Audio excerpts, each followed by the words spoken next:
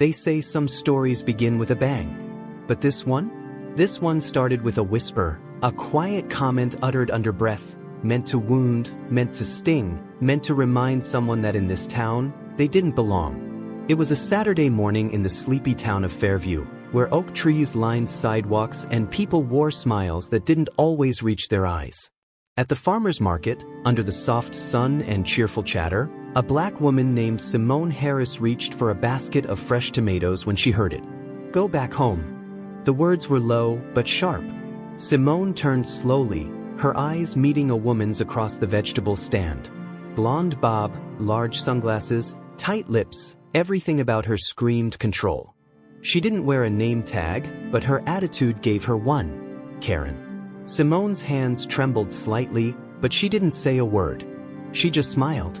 Not a smile of joy, but the kind of smile black women have learned to master. One that hides the hurt. One that says, "Not today." She turned back to her shopping and left with her head high. But inside? Inside was a different story. Simone had only been in Fairview for 6 months. She'd moved from Chicago after landing a job as the city's director of community development. A big title, bigger responsibility. She was here to help revitalize neighborhoods that had long been ignored. She'd come with ideas, vision, heart. But none of that seemed to matter.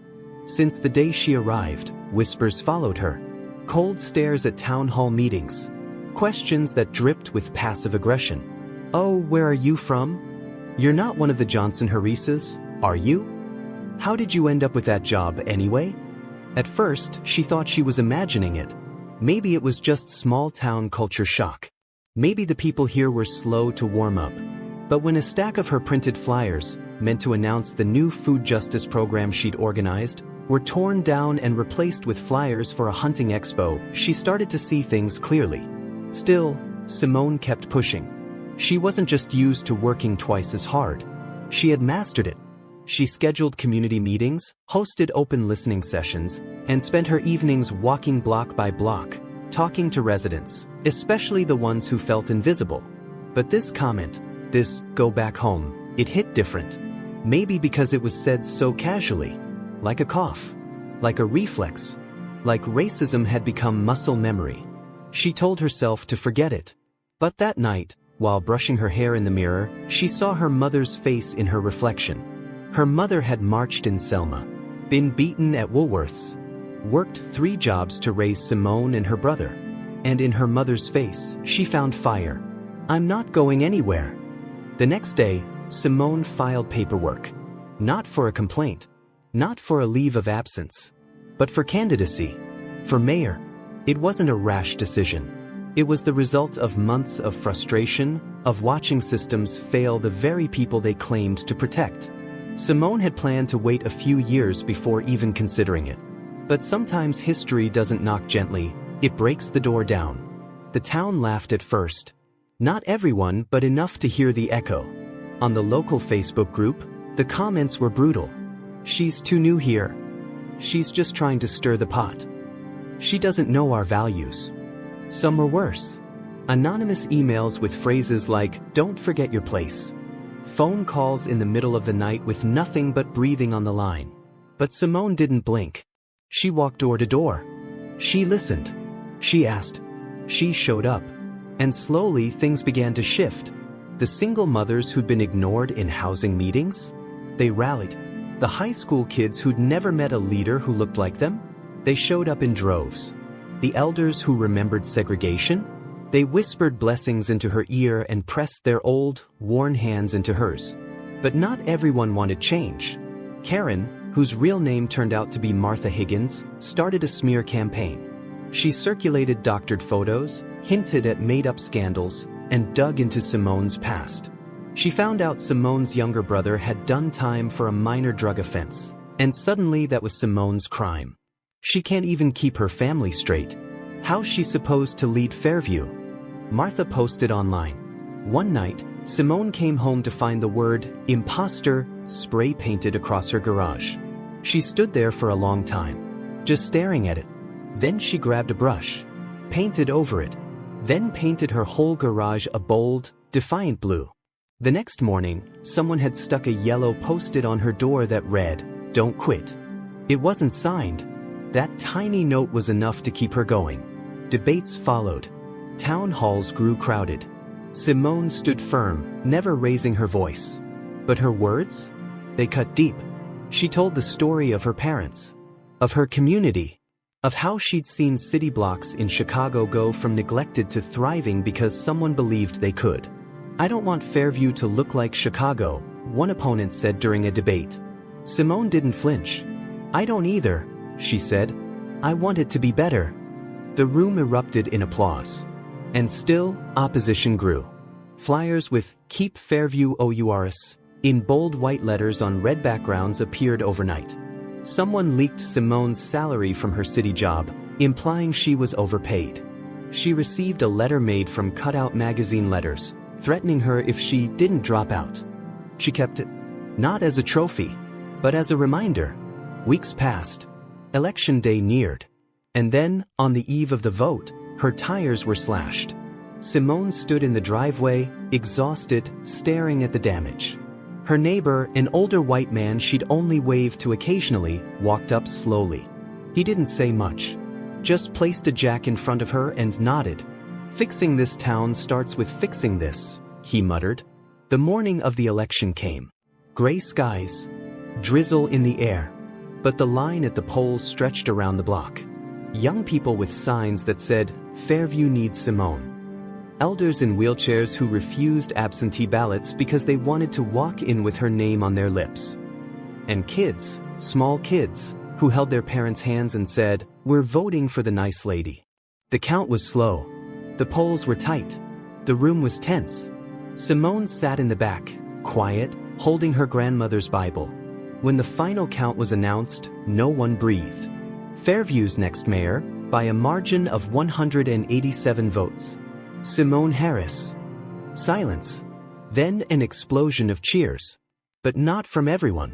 In the front of the crowd, standing frozen, was Martha Higgins. Mouth open, eyes wide, watching the very woman she told to go back home, walk forward to take the oath. And just before Simone raised her right hand, she turned and looked Martha right in the eyes. No malice. No smugness. Just grace. And maybe that's what cut the deepest. Because Martha didn't see revenge. She saw victory. But what she didn't know was this. This wasn't the end of the story. Because Fairview had a secret. And Simone? Simone was about to uncover it. They say when you win, the hard part is over. But Simone Harris knew better. Victory had a strange taste. Not sweet, not bitter. Just electric. Because beneath the confetti, beneath the tears and embraces and historic headlines, she felt it in her bones. Fairview was hiding something. And now that she had the keys to City Hall, it was time to unlock every door. The first clue came in the form of a letter. No return address. Just her name, written in shaky cursive. Inside, a photograph, sepia-toned, torn edges, 5 black men in dusty work clothes standing in front of what looked like a crumbling barn. Scrawled on the back, in ink faded like breath. They never made it home. 1932, ask about the hollow. That night, Simone sat in her new office alone, the photo pressed between her fingers like a wound. She searched archives. Newspaper records. Census reports. Nothing. No mentions of 5 black men in 1932. No hollow. Until she found a forgotten map from 1929, buried in the city planning vault. On the edge of Fairview's border, where now sat a fancy golf course and a private lake, there it was. The hollow. She drove there the next morning. It was early. Fog still kissed the grass. The golf course was closed for maintenance, but she parked by the edge and walked past the chain-link gate, down into the trees behind the 12th hole. There was a silence here that felt ancient. And then she saw it. A stone. Almost invisible beneath ivy. She pulled the vines back. It was a marker. No names. Just a date, March 18, 1932. Simone's stomach turned. She didn't know what happened there. Not yet. But something had. When she brought it up at the next council meeting, people shifted in their seats. Eyes dropped. Martha Higgins didn't even attend. But a few days later, an elderly black woman came into her office. She didn't say her name. Just walked in, closed the door, and sat down across from Simone. "I saw what you asked at the meeting," she said. "You're not gonna find it in papers. Not in books. But I remember." Her name was Mrs. Thelma Grant. She was 96. And her voice trembled with age and truth. "They were laborers," she said. "Your grandfather was one of them. They were promised fair wages for building roads through Fairview. But when payday came, they were accused of theft. Beaten. Taken into the hollow. Never came out." Simone's breath caught. "My grandfather?" Thelma nodded. "Isaiah Harris. He came here young. Never got to raise his family. Your father never knew him." And then she reached into her purse. Pulled out the same photograph Simone had received. "I was Isaiah's friend. His sister gave this to me before she passed. I think he'd want you to have it now." The next day, Simone held a press conference. She didn't soften it. She didn't hide. She told the town that the mayor's office would launch a full investigation into what happened at the Hollow in 1932. That she would dig literally if needed. That reconciliation only begins where silence ends. The backlash came fast. The country club board threatened lawsuits. Martha Higgins publicly accused Simone of trying to rewrite history to divide the town. That night, someone set fire to a small memorial Simone had placed near the stone. She found it smoldering, and again, stood in silence. But this time, the silence didn't last. Because the next morning, she arrived to find something different. Dozens of townspeople, black, white, young, old, standing at the hollow, flowers in hand. Candles. Signs that read, "Truth Matters," and "We Remember." And standing at the front? That same neighbor. The one who brought her the jack when her tires were slashed. "I didn't know what my grandfather did," he said. "Turns out, he was on the council that signed off on those road contracts in 32. His voice cracked. "We can't fix what we bury." The investigation unearthed a truth so many tried to forget. 5 men had vanished.